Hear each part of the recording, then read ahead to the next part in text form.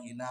বলে না না, কোশ্চিন কালো আমি আপনার স্ত্রী হওয়া সত্ত্বেও আপনার আযাবের ভাগীদার হব না।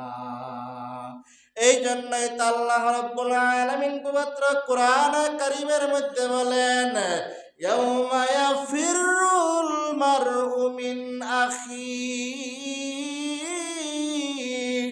ওয়া উম্মিহি ওয়া আবিহি ওয়া সাহিবাতিহি ওয়া বানিহি লিকুল্লি ইমরিইম মিনহুম ইয়াউমাইযিন শাআনুন ইউগনি।